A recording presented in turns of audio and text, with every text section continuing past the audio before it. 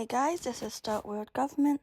So I have an episode done recently, but again, I've said in previous videos, it's really hard to come up with ideas. There's really no new information that I have from current going-ons, though I am looking for volunteers or anyone willing to help out with my business on my Advocating World Government website. You can get the link anywhere. Just search up Advocating World Government as a business page. And just looking for people to help me out. And again, if I get more people, I can maybe start us as a news organization or a non-profit, get us registered. But again, what I wanted to talk about today was about how I find it strange a lot of movies, TV shows, the bad guys actually make the really good points and make sense. And then the good guys go, no, that's wrong and that's not the good thing. And then somehow they win and they get it right. And old American TV is the good guys never die and it's always about the good and the American propaganda.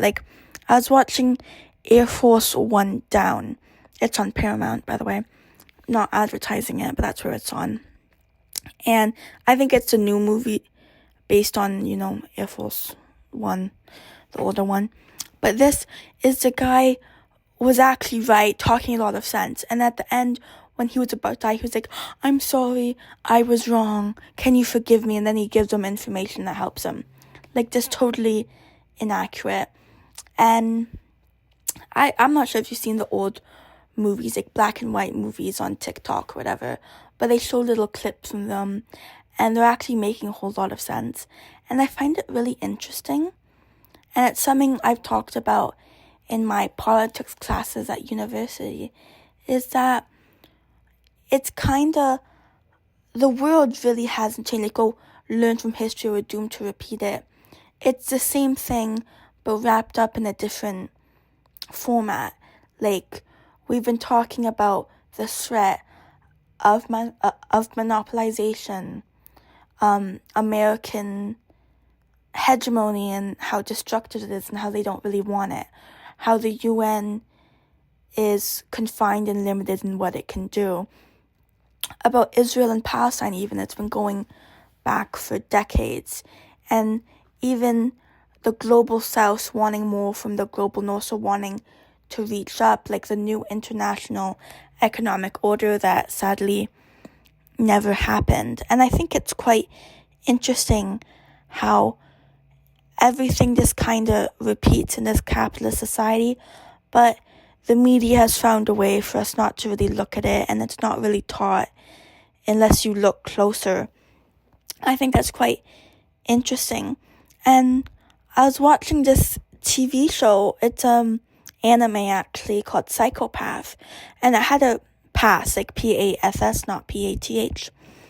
And it was very interesting because it's a world where they're able to read your so-called psychopath, and basically it can tell you if you're a latent criminal or not. It can know if you're likely to commit a crime, if not. But one of the problems is some people have a criminal mind, or it's how detectives, they understand the criminal mind even though they're not likely to commit any crimes, but they're still labeled latent criminals. But it's actually quite a good society idea, and I found it quite interesting, so I'd give that a watch. It's on Crunchbox, I think that's what it's called. And yeah, I just think it's a really interesting movie. But again, getting back to the first point about movies, how I'm not sure if this is the directors doing this or the writers trying to give little calling cards to leftists so people understand it, or they really just don't understand the argument they're doing, but somehow it gets let through. And again, with military movies, it's even a lot harder, because the US, if you're using the American military, they have to be involved in it to make sure the American military is being rightly done. And even I was listening to a TikTok creator. he talks about Gaza, the war in Gaza, and essentially what he's saying, a lot of movies, even though war movies made to be anti-war and against war, actually tend to inspire people to go to war. He was talking about one from Vietnam, I think it was called The First Apocalypse, if I've got that right. But I found it quite interesting how a movie which talks about how terrible war is and all the war crimes that go on, how it also has led to inspiration for people trying to join wars.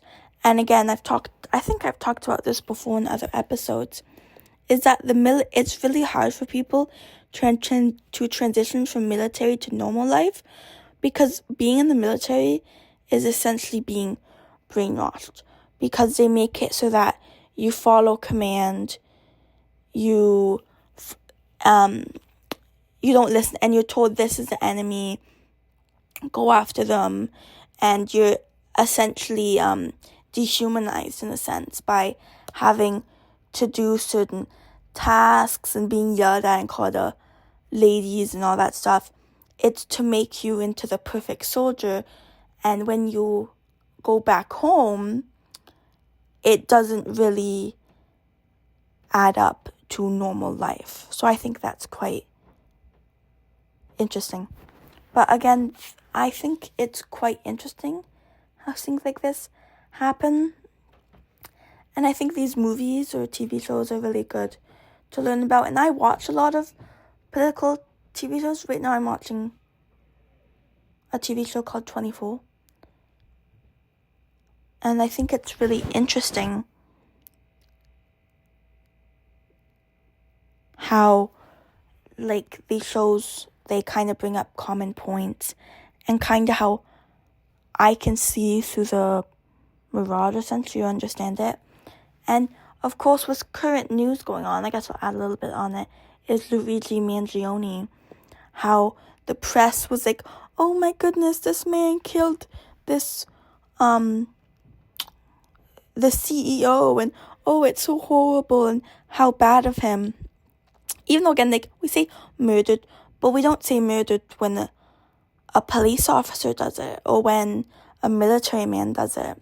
And it's like, this guy has probably done a lot of crimes that aren't considered crimes, but truly are, like, not giving people access to adequate healthcare. And again, who knows what he funds or what he does with his money, or who funds him, essentially, like blood money. And I think it's quite interesting to see what Marx called the collective consciousness rise. And again, sadly, it will go down, but there's people protesting outside the courthouse trying to get him freed. So I think it's quite interesting to see how that will turn out. And even though Luigi Mangione may not be the best case, as it does seem he may be a little bit unstable, it again raises a good point. And it's what I think is what I'm trying to even distinguish through non-violent means, because I find when you go violent, people tend, even if you're right, they tend not to trust you anymore or to deal with you. And I think that's quite interesting, and that's why I try not to do the violent side, because you kind of lose the trust of the people. Of course, I don't even have the capability for that. But please check out my TikToks, watch the rest of my podcasts, go to my website. I also, one thing I didn't mention is I've started having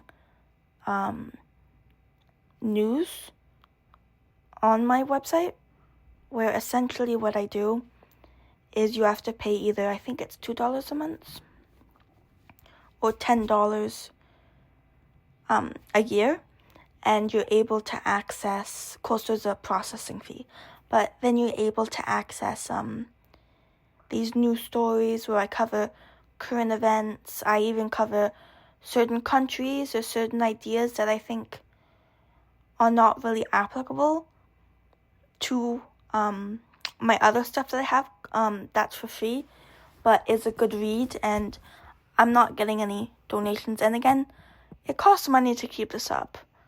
Like, I hope you guys understand that and how hard it is, but I really want to see this through, and I think I also like to give you a little update. I'm doing well in university currently. I'm thinking of going to a master's soon if I get good marks, but like, who knew? But it's also one thing I find quite sad is that there's a lot of smart people, but the academic structure doesn't work, and I've talked about this when I talk about education in my previous videos, is that it's only concurrent to one certain type of people, and it's not really reflective of intelligence in a way. And I don't know, so I hope I can get through it, but I really thought I should give that as an update. And please guys, check out my books, check out my Lulu page, check out my name if you want. And yeah, thank you. Oh, also, I have actually registered my business on Ontario, so I think that's really interesting. So check out Advocating World Government, and it's also recognized as Canadian as well. Thank you.